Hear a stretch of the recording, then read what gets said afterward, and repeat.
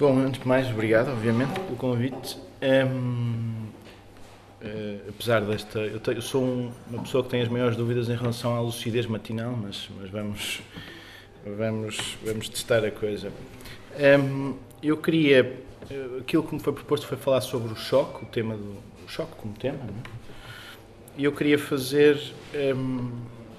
estive a pensar... Eu escrevo melhor do que falo, portanto vou fazer uma coisa que é um pouco... misto, ou seja, vou ler partes de um texto que escrevi entretanto e vou fazendo alguns comentários à parte. Houve um texto que eu escrevi há uns anos atrás que se chamava Os Pósteres que Temos Lá no Quarto. Publicou-se isso num site de uns alunos da Lusíada, creio eu, que perguntaram a uma série de arquitetos um texto que falasse desta transição da faculdade, entrar na faculdade, depois sair da faculdade e por aí fora. Eu, no meu caso, escrevi na altura sobre o entrar na faculdade. Por exemplo, Pedro Bandeira, que também tinha um texto, escreveu exatamente sobre pós-faculdade e outros. Tenho a ideia que o Fredo Pereira também escreveu nessa altura sobre o começar a trabalhar. Escrevemos todos sobre coisas um pouco diferentes. Eu escrevi sobre esta coisa de entrar na faculdade, ou seja, eu fiz a FAUP, algumas pessoas provavelmente também não fizeste, mas conheces o bicho, pelo menos. E é uma coisa curiosa quando se chegava à FAUP, que era, hoje não sei se passa isso, mas nós, quando entrávamos na faculdade, vínhamos do país todo. Nessa altura só havia 2 faculdades de arquitetura no país, portanto, era uma espécie de entrar na faculdade, tinha este choque, não é? Nós sermos expostos a 2 coisas que desconhecíamos à partida. Uma era, íamos estar com pessoas que tinham as mesmas afinidades, tinham o mesmo desejo de vida, de carreira, etc., que nós tínhamos. Isso era uma novidade em relação à escola, ao liceu, não é? Onde tudo era bastante mais disperso. Portanto, por um lado íamos encontrar os nossos semelhantes, depois verificamos que não eram de todo, enfim, não era esta comunidade ideal que a gente imaginava, mas enfim. Mas, por outro lado, há uma coisa que se opera também, que é o deixar uma vida para trás. Ou seja, eu pessoalmente sou do Porto, não é?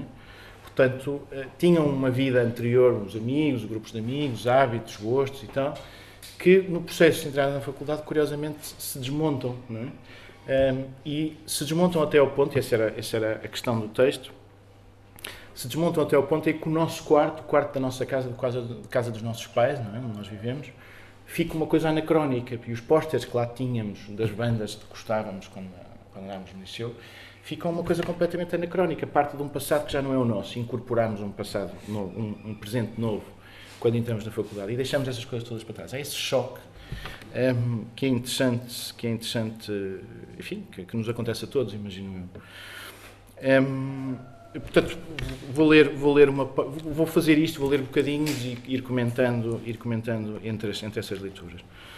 Voltando então a este início, podes... uma coisa importante. Sobre o choque também. Este projeto, quando eu estava na faculdade, foi um projeto...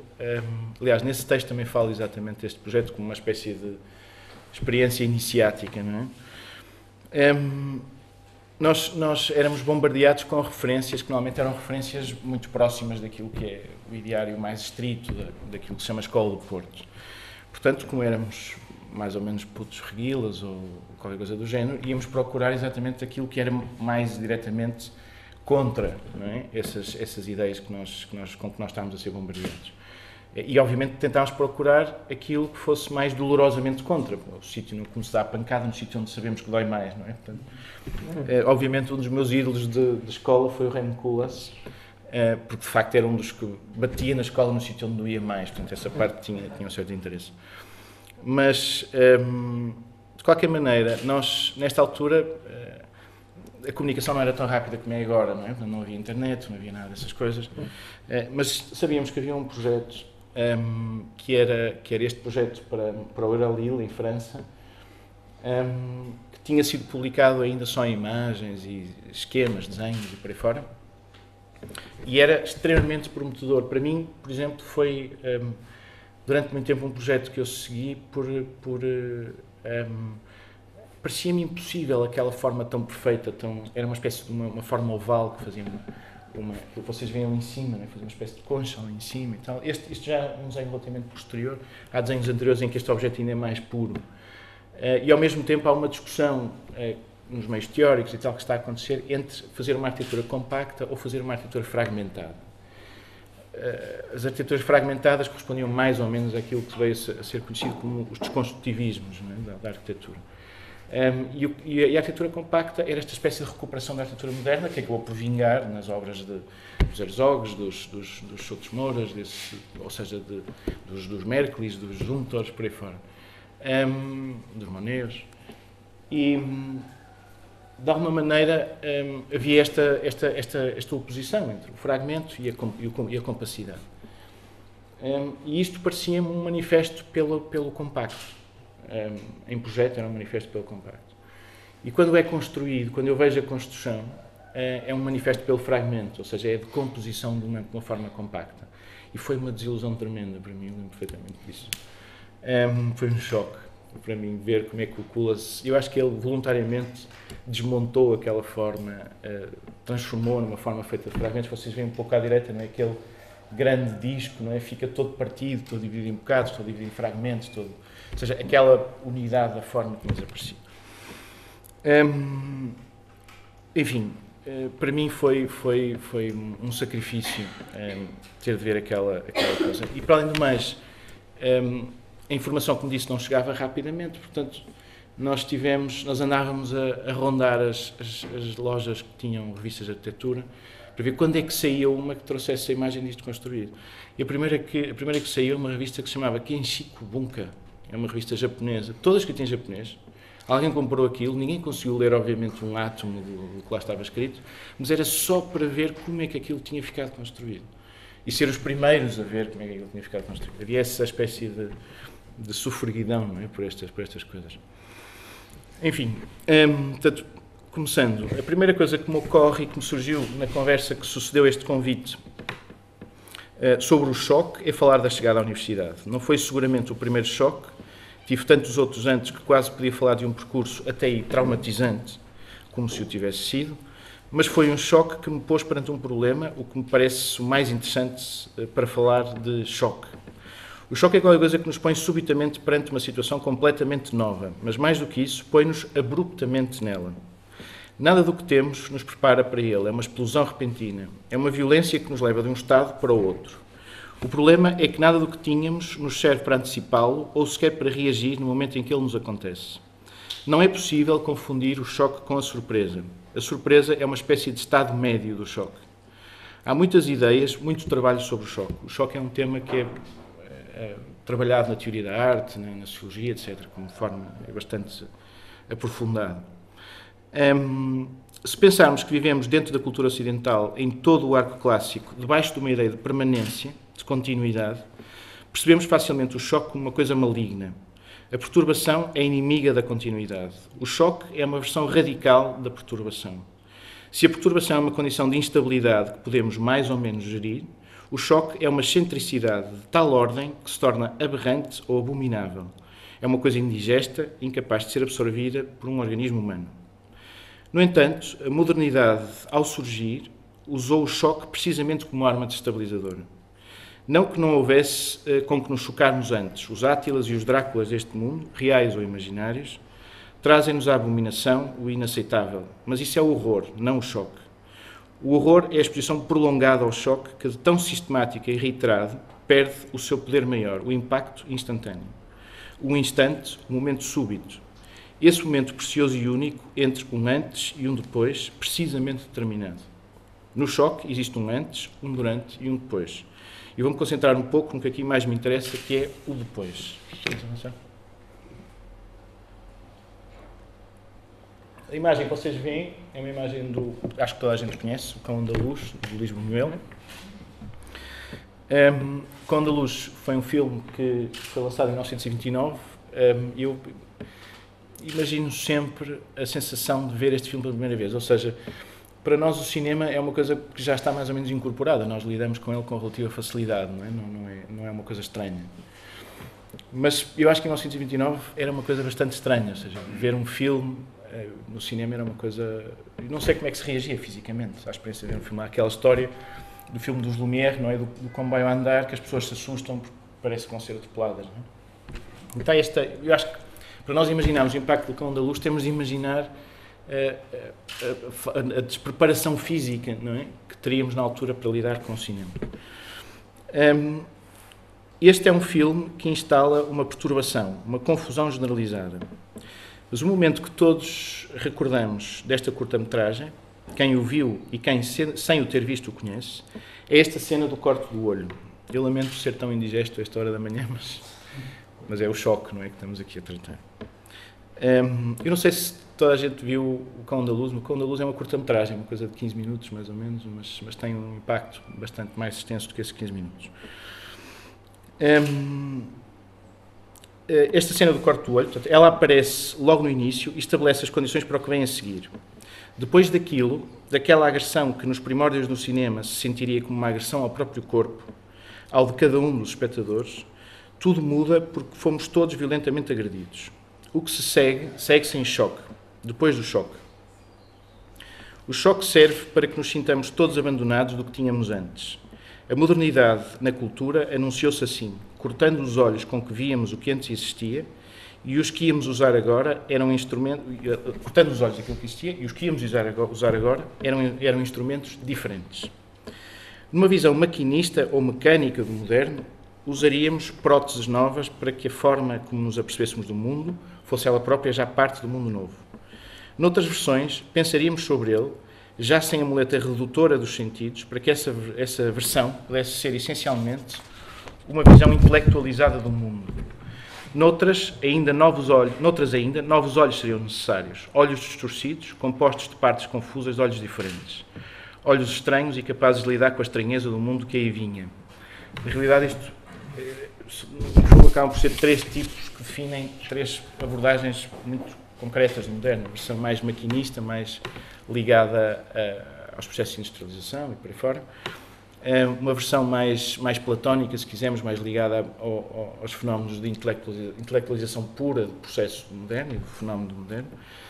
E esta versão mais mista, que foi uma versão que ficou um pouco para trás, mas, por exemplo, Baudelaire falava bastante dela, que é esta visão do moderno como uma coisa, também uma manifestação de uma emoção, a procura de resolver o problema da emoção, não é? Por exemplo, dá origem a coisas muito típicas de uma certa literatura moderna, como Frankenstein, como a literatura romântica, gótica, por aí fora. Estes são os tais olhos retalhados, feitos de olhos diferentes e feitos de coisas, de bocados de outras coisas. Todas as versões tiveram e têm o seu espaço hoje, mas o olho protésico da visão mecânica ganhou um espaço maior do que as outras possibilidades. Mas o choque venceu a sua causa, tornou-se a arma necessária e preferida da modernidade. Mas essa vitória traz um problema. Quantas vezes o choque, essa arma singular, pode verdadeiramente ser utilizada sem se tornar aquilo que era antes o seu espaço, o horror? Se a modernidade se anunciava como um bem, não seria sobre o horror que se defenderia. Essa já tinha sido uma condição anterior. O choque tem então de ser singular, irrepetível, único. A modernidade só concebe o choque como uma parte do seu processo, do seu momento fundador, da sua instauração. A partir daí o choque torna-se excessivo. A partir daí a modernidade torna-se conservadora e adversa ao choque. Instaura uma nova normalidade, mesmo que essa seja uma normalidade que se estabelece sobre a mudança permanente, sobre a evolução. Mas a evolução é lógica, aliás. Desenvolve-se dentro de um quadro previsível. Essa é a condição para a crise que o pós-moderno estabelece. Avanças? Vocês veem duas imagens de dois filmes. O primeiro que vou abordar é o Crash, de David Cronenberg. Não sei se vocês se viram o filme. O filme é um filme que trata suponho que toda a gente conhece o Cronenberg, é um cineasta que trata muito estas questões da perturbação mecânica, e não só do corpo, a todos os níveis, a forma que nós somos afetados por fenómenos que são bastante exteriores a nós e que têm impactos profundos sobre nós. O Crash é uma história de uma série de gente que se revê procura uma intensidade máxima da sensação em acidentes de carro. Ou seja, eles têm acidentes de carro, provocam acidentes de carro, e depois encontram-se todos em hospitais e cheios de próteses e coisas, e vão ficando com o corpo cada vez mais traumatizado pela sucessão das experiências. Há uma cena famosa que é uma recriação do acidente que matou o James Dean, que curiosamente na recriação acaba por matar o piloto também, que era uma coisa mais ou menos previsível, mas enfim. Mas de qualquer forma, trata muito desta coisa que é importante, não é? Que é o limite da sensação, ou seja, até que ponto é que a modernidade não nos deixa sem acesso a um mundo de sensações e de coisas, de emoções de que precisamos, e que, portanto, só furamos a modernidade de tal maneira se levarmos as nossas sensações ao seu limite. Não é? O choque é uma das formas que o pós-moderno adopta para testar os limites do moderno. Claro que se pensarmos num Jackson Pollock, por exemplo, o moderno já aí estava a ser testado nos seus limites, mas isso é uma coisa complicada, a pintura. O cinema, essa arte inventada pelo moderno, é muito mais transversal, chega a muito mais gente e chega de uma forma muito menos codificada. Tem um efeito muito mais poderoso. Stalin, por exemplo, tinha perfeita consciência disso. Para nossa sorte, era só cinéfilo e não cineasta. E isso poupou-nos a muitas mais mortes do que as das purgas e as dos gulags. David Cronenberg foi direto ao assunto no Crash, literalmente o choque. Os corpos mutantes que aí resultam dos choques de acidentes automóveis são uma bela metáfora da adição ao choque que a sociedade pós-moderna foi criando. Aqui, grupos de aficionados radicais cultivam os acidentes de automóveis como forma última de sensação extrema. Vão se encontrando em urgências de hospitais e em recriações de acidentes famosos, numa vertigem de sexo e morte, mas na realidade é o efeito profundo que sobre o corpo estes eventos provocam que agarra esta fixação. Quando todos os outros sentidos se vão tornando incapazes de percepcionar o mundo, quando ele se torna tão físico e tão extremo. Essa é a superação do moderno proposta pela pós-modernidade. A superação do moderno enquanto normalidade instaurada. O moderno torna-se previsível e aborrecido, e é através da sensação que se lhe violentam os limites. O choque volta a ser uma arma necessária para a superação do momento anterior. Outra imagem que nós vemos é uma imagem do Blue Velvet, de David Lynch. O David Lynch é um cineasta altamente perturbador, não é? Trabalha mesmo constantemente a própria questão da perturbação. Neste filme, não sei se toda a gente o viu, mas imagino que seja um filme relativamente conhecido.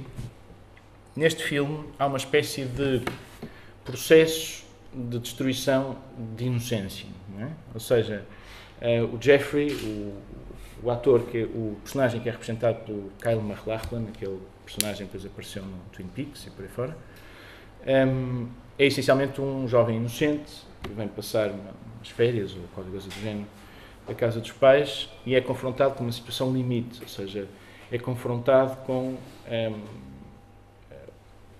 os maus tratos, enfim, as sevícias que uma mulher é vítima de forma quase ritualística, até por um grupo de gente estranhíssima. A mulher é Isabella Rossellini e o líder do gangue de gente estranhíssima é, no filme, Dennis Hopper. Vocês lembram-se, esta é a cena que ele assiste, se lembram do filme, ele está dentro da casa da Dorothy, da personagem de Isabella Rossellini, e entra o Frank Booth. Portanto, ele tem de se esconder num armário, e depois há uma cena muito famosa, ele está por trás do armário, com aquelas lâminas de madeira, e ver o que é que está a acontecer. E o que está a acontecer é o Frank Booth completamente desvairado, a pôr uma coisa estranha, uma espécie. Depois, eu lembro que não havia sites na altura mais uma vez, mas havia uma grande discussão sobre que raio de droga seria aquela que ele tomava. Mas o tipo punha assim uma coisa nesta espécie de máscara e depois cheirava uma coisa e depois ficava completamente transtornado e atacava, obviamente, em rituais de violência, de sadismo, por aí fora. E ele assiste a isto, o Jeffrey, dentro do armário. David Lynch, no Blue Velvet, faz o choque ser também uma fixação, um vício. Um jovem mais ou menos inocente vai sendo sugado para um vórtice de violência que usa a possibilidade de redenção de uma mulher exposta às piores sevícias para as poder experimentar do lado do bem. Ou seja, o Jeffrey é essencialmente uma personagem, representa o bem, não é? E a Dorothy tem uma espécie de duplicidade, não é? Por um lado é complacente com o sofrimento, mas por outro lado quer ser redimida, não é? Há aqui uma diluição das fronteiras morais que usa o choque como elemento de transformação. O mal que Dorothy, Isabella Rossellini, sofre é tão excitante para Frank Booth, Dennis Hopper, como para Jeffrey, Kyle MacLachlan, mas Jeffrey tem dele uma experiência mais completa. Excita-o o mal tanto como a redenção moral. Ou melhor, excita-o mais o mal por causa da possibilidade de redenção, que a Frank não interessa absolutamente nada.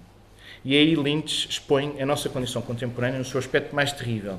O choque excita-nos, faz-nos viver para ele. O choque despoleta o desejo extremo que nos faz viver, que se opõe à normalidade. Mas com isso vem um lado obscuro. A extensão de todos estes exercícios de reflexão sobre o mundo participam da transformação do mundo ele próprio. Só nós, se nós hoje incorporamos todas estas coisas na nossa vida cotidiana, foi porque elas se transformaram em coisas comuns, coisas acessíveis. Tudo aquilo que aceitamos como manifestações de uma reflexão cultural sobre as nossas vidas, expressas em campos específicos, neste caso o cinema, como manifestações artísticas, são-nos devolvidas como manifestações de vidas comuns. É tão fácil hoje assistir a canais de televisão que nos debitam acidentes de carros em competições, como é fácil ver filmes de pornografia extrema, de submissão e violência, mas agora dando-se-nos como coisas comuns, banais, normais. O choque tornou-se uma coisa banal, programável com antecipação. Chegamos a casa, programamos os canais certos e temos um serão de choque contínuo, que já não é o horror, o choque reiterado, que falava no início do texto, mas o choque banal, aquele que nos mantém entorpecidos e ao mesmo tempo experimentadores de vidas radicais por um médium entreposto. Avanças? A imagem que vem agora é do Existence, é um filme do David Cronenberg. O Existence é uma espécie de abordagem a um conjunto de realidades, melhor, explicando assim, constrói-se como uma espécie de jogo de plataformas. Não é? Nós vamos passando de uma plataforma para outra e cada plataforma é uma realidade. Não é? E essa realidade é sempre virtual. E a questão aqui é que depois, mais uma vez, o Cronenberg fala das transformações que o próprio corpo sente, não é? Portanto, tudo isto é muito orgânico, estas peças que se usam para se aceder aos estados de realidade virtual, aos campos de realidade virtual, são peças muito orgânicas, parecem bocados de corpos, parecem coisas... Há uma cena muito conhecida no filme em que ele desmonta uma espécie de frango que está a comer para construir uma arma, assim, uma coisa muito radical, esta coisa ou seja, este universo que supostamente seria, na ficção científica até, sempre bastante técnico, não é? Bastante exterior a nós, neste filme é bastante orgânico, é bastante próximo do nosso corpo. Não é?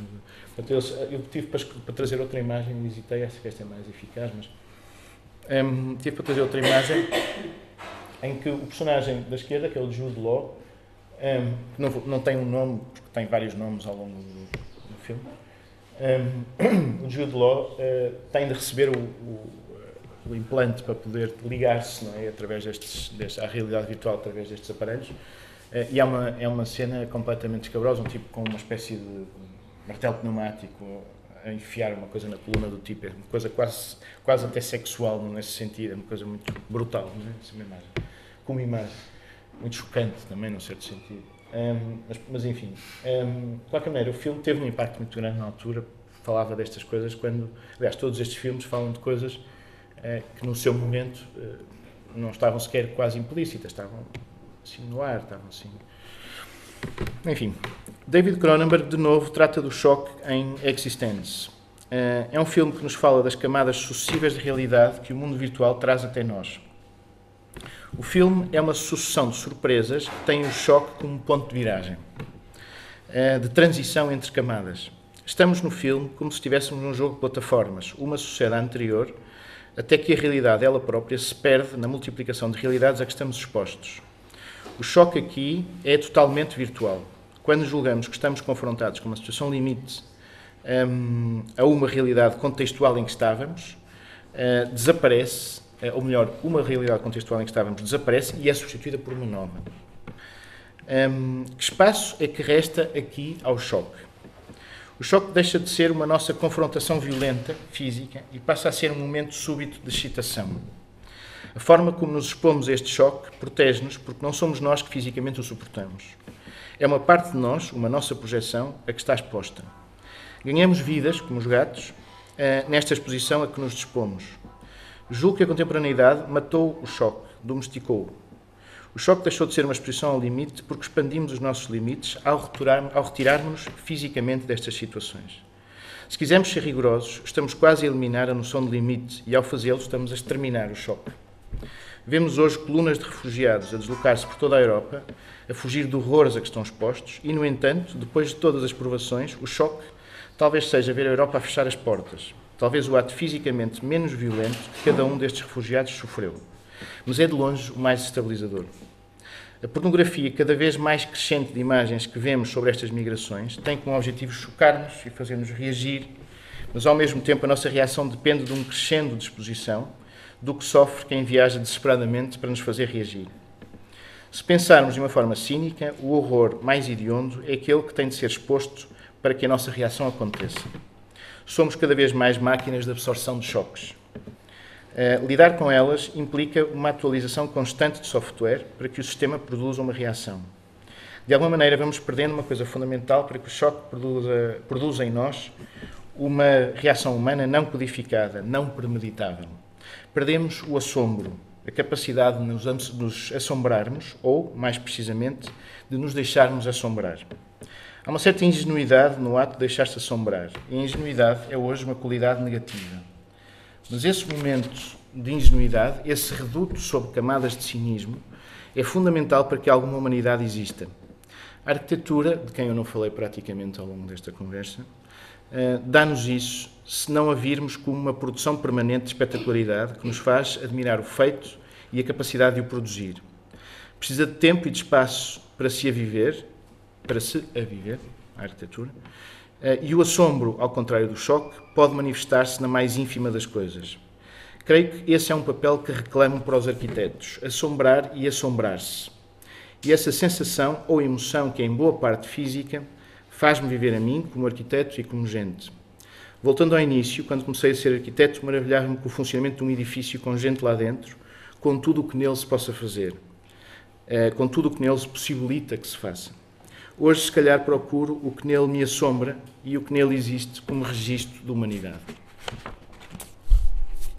Obrigado.